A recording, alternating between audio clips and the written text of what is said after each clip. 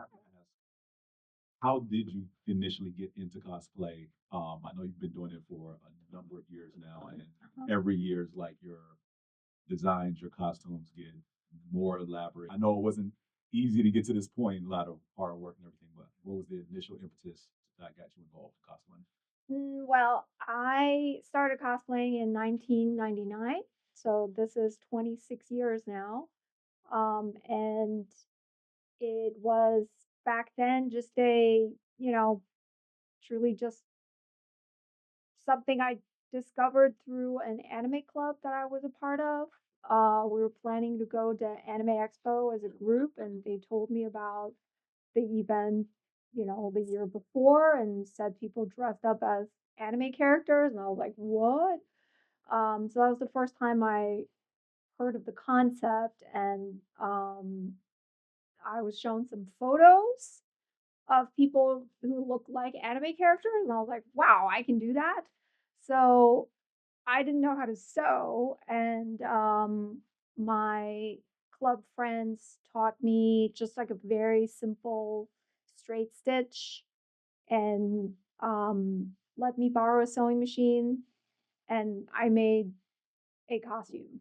Just like first time, truly just learned how to read a pattern. Well, kind of learned how to read a pattern, and somehow managed to make something that could fit on my body, and went to Anime Expo, um, and was just really impressed by, you know, how you really can become anybody that you want. And so from that point on, I think cosplay just took over my life, and I uh, devoted a lot of time to it. And I also started entering contests the following year in 2000.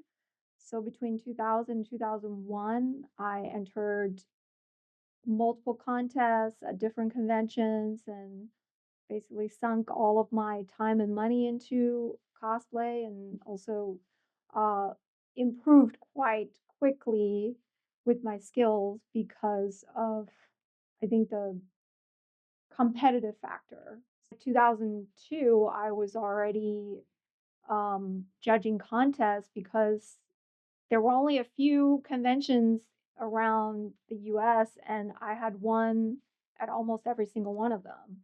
And they were just like, "Can you please stop entering? And can you Wow. judge instead?" Um, so yeah, so I kind of transitioned slowly into judging, and it's kind of weird, but it's like I even sort of did what I'm doing now, even back then. It's just people didn't call it being a guest. It was like I was there as an artist. Every once in a while, a convention would actually have me come and do panels, and but it was like I was always a fan guest. I was never like an industry guest. There was quite a distinction between people who were professionals in the industry that made these shows and properties, and then people like me who were just fans that you know got to come and participate. Whereas now cosplay is sort of its own industry. So people in the cosplay industry can also have a draw, and they also have value to bring to a convention as a guest. So, but yeah, I sort of have always done this, you know, in some capacity. Hi, I'm Gigi with Con Culture Podcast. And my question is, what was the moment for you, your like aha moment? Like, I'm doing it. This is really my job. It was gradual for me to go from like just doing cosplay as a hobby to then it becoming a job, because in the mid aughts, you really couldn't make money with cosplay. And so it was like, I think like the first time I considered, you know, doing cosplay as my income was probably in 2004, when I was working a full-time job, very boring you know, data entry for like a medical company. I don't know. Just really boring cubicle job. But I was also going to conventions with every single um, off day, every vacation day, every sick day. I'd be like, I'm sick. No, I'm actually on convention. Um, and I was making costume like commissions for other people. Um, so it was like I was just working like crazy. And at some point, I think I realized maybe I should try to do, you know, this cosplay thing as a job, mainly because I hated my job and I wanted an excuse to quit. So it was in 2005 that I decided to quit the cubicle job and to open a costume commission business with my then boyfriend, who's now my husband, who's sitting over there. That's Brian. So we did it together. He also quit his job, and so we really gave it um, we gave it a shot. But it was like there was no way to say, oh, we're gonna now be professional cosplayers. It was no, we're gonna now make costumes for people, because that was the only way that you could make any money with this. You had to offer your skills as a service. Um, Nowadays there's so many different ways that you can make money with cosplay. So that is very different now. But I think for us it was definitely very, very challenging, but we never went back to normal 9 to 5 jobs after that. So I think somehow we muddled through and we're still here with our small business all these years later. Greg from Brothers Con. Um, how have you seen like the con industry change in the Metro Atlanta area over the last few years? You know, it's gone from Dragon Con to MomoCon to Mhm. Atlanta Comic Con to Ranger Stop to like it just doesn't stop. It really like almost a con every couple of months. How have you seen it change in the Metro? Well, I think for many years, I think Dragon Con overshadowed every other convention in Atlanta. And even Dragon Con still was somehow more underground. It was like sort of a hidden gem for us. I mean, I've been coming for over 20 years, so I've seen the eras change. And I'd say in the last few years, we definitely have more formidable conventions now, and I think it's great. And I also think Dragon Con is finally being appreciated and talked about, properly on the radio and, in the news, and sort of like really celebrated as a festival that brings in a lot of money and a lot of tourism to the area. So in that sense, I think that's great. It is a destination now, so people do come from all over the country and all over the world. Um, so that's great. And also sometimes I'm just like, it's so crowded now. So it's sort of like the drawback. But of course, we never gatekeep. We welcome everyone. Everybody has the right and should experience Dragon Con. So but yeah, I'm proud to see how Atlanta has become a convention hub, and certainly I wish all these conventions the best, that they can continue and grow. Yeah. Mac Jenkins, Moana Nui podcast. When you look back at all the cosplay that you've done throughout your career, Mhm. do you have any that are, I don't know, say there's an event that comes up and it's kind of last minute, and maybe you don't have something that's definite you want to do for that event. Do you have like a staple of, all right, these are my standards. If something comes up kind of last minute, I can pull from this? Or do you find yourself always able to come up with something new for whatever that next event is going to be? Well, uh, DragonCon is this year is a great example where I did not make a new costume. I usually always have a new costume at DragonCon, multiples. Last year I had 2 new costumes, but this year, it's been a very tough year with Joanne closing. I've been working very hard to try to find resources for my cosplay fabrics, and I also designed a new sewing machine with Burnett, and we are launching it here at DragonCon. So my last few months have been very occupied with these types of business work. So I just I actually gave myself the grace to say, let's not rush to make a costume for DragonCon. Like I made a sewing machine, I don't need to make a costume as well. Um, and it was I certainly have a fairly large wardrobe of costumes that I can always pull from because I make my costumes to be durable and wearable. And I also, in the last several years, probably over a decade, I've been making costumes that are more transportable, that are more logistically, um, make sense at events. And so, in some ways, my costumes have gotten simpler in the last, several years. They're no longer the ridiculous giant outfits on stilts or with 16 yards of velvet dragging behind me because it is impossible for me to get through. It's already impossible for me to get through when I'm not wearing a costume at Dragon Con because people do recognize me because I grew up at this convention. So I have to make sure whatever I wear is manageable.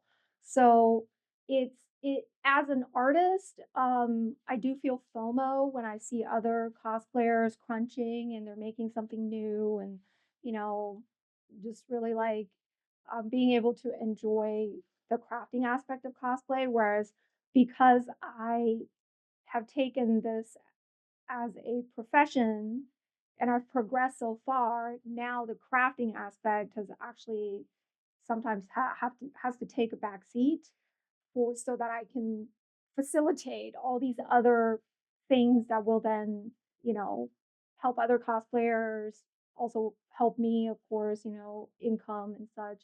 So it is a trade-off for sure. And I don't want to like just commission people to make costumes for me. I might commission a wig here or there, but I still enjoy making costumes. So um I'm always trying to find the balance between, when do I have to do all this content and have all these business meetings and, do all of this work on my computer for these projects and when can I actually disconnect and just craft. So I I'm hoping that after DragonCon, I actually have a couple of months where I can make some new costumes. So so I'll be a little late, but I will certainly keep making as long as it makes me happy. Um, I guess kind of piggybacking off of that, do you have a dream cosplay that if you had infinite time, infinite money to do, what would that cosplay be? I think it changes with time, and I've been able to check off some dream costumes. So that's great. I always have a long list of costumes I want to make, but it's like I think it needs to be the right time. Like every year, at some point, I'm able to tackle a dream costume of sorts. So like last year, it was a day out from Final Fantasy VIII, which nostalgia. I just like wanted to make that costume for many years, and just it was never the right time or never the right mindset. So so I think that's the thing. You should always every year have another dream costume to tackle. Yeah. What are some of the challenges that you found over these last 2+ decades of cosplaying as far as resources, materials, time, whatever have you? Like, what's been the most challenging to navigate through? Uh, for me personally, it's time. Time is always my enemy. And I think resources. I've always been fairly privileged in being able to try new resources, new materials, or I'm very in tune with the community. So if there's a new technique that's going viral, I usually see it. So it's like a in that sense, I think it's great, but time is always the issue. And I think just it's more like the social aspects of cosplay. Those are the big challenges now because we have so many resources that now it's for me and other cosplayers, the challenges are when there's a new hot thing that comes out, say K-pop Demon Hunters this summer, everybody jumps on it and wants to be the first to make a costume and like how healthy is that for us to like try to race and to try to catch the hype train because now social media is involved and also like you know how quickly are we going to get tired of this thing because everybody's making it. Every year you see people really jump on one thing or several things and then by the next year it's died down. So it's like I now really try to think about what I want to make, how like the I see making a costume as sort of me spending time with the character or with the design. And so it's like I try to make things for longevity and not be caught up in that, must chase the hype. So so yeah, and I think there's many challenges that we all go through because of social media and other things. But as long as we're having fun, and I think at Dragon Con you see everybody that pushes through and enjoying the fruits of their labor. Very nice. When you had that moment where, I don't know, maybe at Publix or someplace else where somebody recognized you, where you're out of costume and somebody's like, hey, you're Yaya Han, aren't you? How does that go normally? I get recognized more often than I feel comfortable with. I'm like I'm the kind of person who would never want to be famous, real actually famous. I'm a weekend warrior. I like it that way. I like just having my little niche and, you know, being able to go back to being a normal person every other day. But it really catches me off guard when someone recognizes me and I'm like not in this environment. And but it's obviously very flattering, very nice. Everyone always is very kind. They're not gonna speak to me if they, aren't positive. So I think that's it. I'm appreciative, but it's not something I seek out. And so I'm happy for it to continue in this space. So, As you're balancing both cosplay, your business, working in collabs along with all the other stuff that is behind the scenes, how do you maintain your own mental health as you're navigating those different avenues? wonderful question. I'm trying to figure it out all the time. Right now is interesting time where I've announced a few really big collaborations. My cosplay fabrics are coming to Michael's. It's a huge news for me, for my partners at Cosplay Fabrics, and for the cosplay community.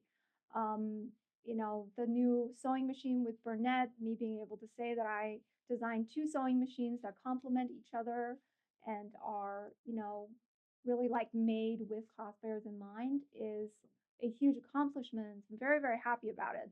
But I'm also currently the most anxious that I've been in a while. Like, people are like, oh, congratulations. It must be so nice to, make this announcement and see that, all your hard work has, paid off. And I'm like, right now, after I've made the announcement, is when it's the most stressful because now I have to see if it pays off. It's like, I will know by the end of the year if everything has gone well because the fabrics aren't setting until October, November. The new machine will arrive in stores at the beginning of November. So everything is sort of happening right then. So it's like I am hoping it's all gonna go well, but until really January, I won't know.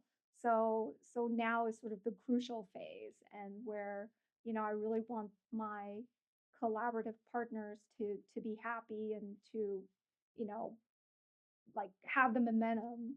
So so mental health, it is, I do overthink. I sometimes have trouble sleeping, and I also travel a lot, which also disrupts your routine. So that is not always the best.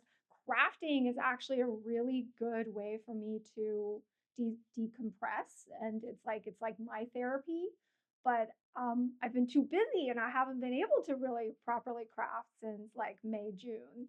So really, really do hoping for a mental reset after Dragon Con, um, and so it's like, yeah, I think we all have these struggles. So I just want people to know that, they're certainly not alone. And whether they're just beginning, or this is just a hobby, or whether this is something they take very serious and see it as a profession, it is never easy, because we are doing something that requires so much of our commitment. And it's like, you're not just using your skills and, you know, putting work out there, like art out there, but you're also embodying the art yourself. So it's like you're putting yourself on the line to be judged and to be looked at. So what we do is very, very unique. It's very fulfilling, but also it does come with some anxieties. So, mhm. What goes into some of the designs? Because some of the cosplays you do of her are direct from the video game series, and some are original costumes that you put your own flair on. How do you come to that point as far as like where you're going to take an idea and incorporate that into an established character like that? I think that's the fun part of cosplay, is to use it as a form of expression. And it and I think it's boring if we all made costumes 100% accurate and canon. I think that's actually the most boring way to cosplay. I think it's challenging to do that for some costumes, especially live action shows and movies, where you can really like get in there and figure out how the studios made it and then try to recreate it. That's really fun. But you really gotta also sometimes let loose and do a costume where you can inject some of your own creativity. So I have always done that with all my costumes. And I from my material choices to how I interpret the character, and maybe we'll, combine designs, or take influences from fashion, or um, costume history, or fantasy, or whatever, and then combine it with the character where I think it makes sense. That's the fun part. So, and then what you have is a costume that's unique to you. So even if it still looks like the character, somebody else will not have exactly the same outfit. And I think that feels really good to have a little bit of, uniqueness, and feel special within the costume. So I encourage people to, it's like, screw accuracy. Don't worry about accuracy. Like, look at the character and imagine yourself as the character. And it makes for a more inclusive field of cosplay, where it's not so focused on matching the character's look, matching the character's skin tone, ethnicity, things like that. Like, we don't want that. We want everyone to feel comfortable cosplaying whatever characters they want. So, so yeah, I've always spoken out against keeping things as accurate as possible. We're with Con Culture Podcast, and one of our big things is cosplay is for everyone. We're wearing shirts right now that say cosplay is for everyone, and it showcases all different race, abilities, heights, body types, everything. And because that is such an important part of cosplay, with this is our fan art, this is our own version, because who's to say this character doesn't look like me on Earth number 568? And I think that was really beautifully said. And I guess it's less of a question, but more of a, do you have any words of wisdom to share to people who are interested in joining the community but are intimidated because they might not have the specific body type, of the character, or they might not be the same height or hair color. Do you have any words of wisdom for those types of individuals? I think that honestly, the most important thing when it comes to approaching cosplay when you're new and you are a little timid, I think you should do it with a friend group. I think it should be where you find even just one friend or one family member, somebody who likes the same thing that you do, and you guys do it together. And then through cosplay, through going to a convention, you can make friends and build a support network that you can do all your crafting and putting costumes together with. Um, and then always the think about cosplay as something you do for yourself. It's like you're not trying to be the most canon version of a character. This is a way for you to show that you love this character and for you to go out instead of wearing a t-shirt with the character, you're dressed as a character, so you're sort of proclaiming, I'm a fan of this. And also it it totally does not need to be a perfect costume. People do Disney bounding, they do casual versions of characters. Like I think if you can if you can afford a Amazon wig and you can style the wig to look like the characters, then you can do whatever version you want. So it's it's just one costume at a time, and always choose a character that resonates with you, that you are passionate about, because that passion is what's gonna allow you to push through the difficulties of making a costume, and it's gonna motivate you to keep going. Um, so yeah, just really see it as for yourself, and no, nobody needs to make a elaborate costume as their first one. My first costumes were very simple, and yeah, and that's okay. For those that are getting into cosplay, and of course, as you've navigated over the years, how have you dealt with those keyboard warriors that tend to attack cosplayers of different ethnicities, Mhm. sizes, and everything? How were you able to deal with that? It's definitely not easy. Especially if you have a social media presence that, it's like it's kind of weird. If you're doing really well and your costumes are being recognized, that is where you're going to get the discourse. That's actually when you know that, oh, I'm actually doing something right because people are coming after me. Um, and I have I've always dealt with criticism on the internet by trying to understand that what they're saying is not really about me. It's like you have to sort of go into the psychology a little bit. I wrote a whole section in my book um, about the duality of cosplay and how to combat negativity. And it's really about understanding that you are putting out a character that resonates with them. So it's a character that, means something to that person. And in their mind, this character doesn't look the way that you do. So what they're saying, what they're voicing is actually a just an offhand comment about the character and not actually about you. And that you're not actually doing their version of the character, you're doing your version of the character. So if you're able to sever that personal aspect and um, you know delete like I tell people you need to have a line. Like, where is the line where you feel uncomfortable and you don't want to deal with comments of that nature? If somebody crosses that line, you delete the comment, you block them, because your social media is your space. They can say whatever they want on their space, but this is your space, so you have the right to curate what kind of energy you want to be in there. Uh, so I tell people, don't respond, don't get into a fight with them, don't try to sass them. Anytime that I have sassed someone, uh, I've regretted it. It's like it just never turns out well.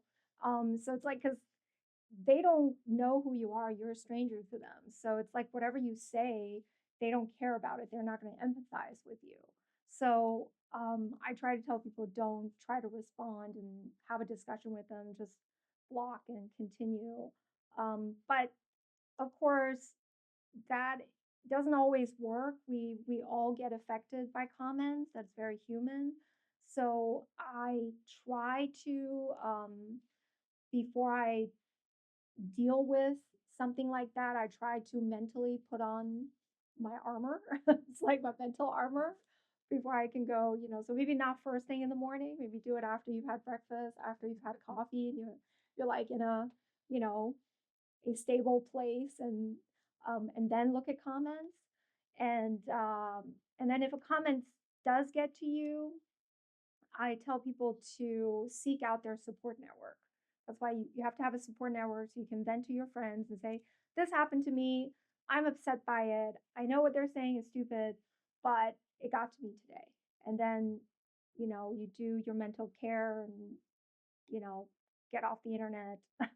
But it's always difficult. And I just think that's the nature of social media. It's like you have a thought and it's like telepathy. You can very quickly, before you even realize it, type it in and hit send.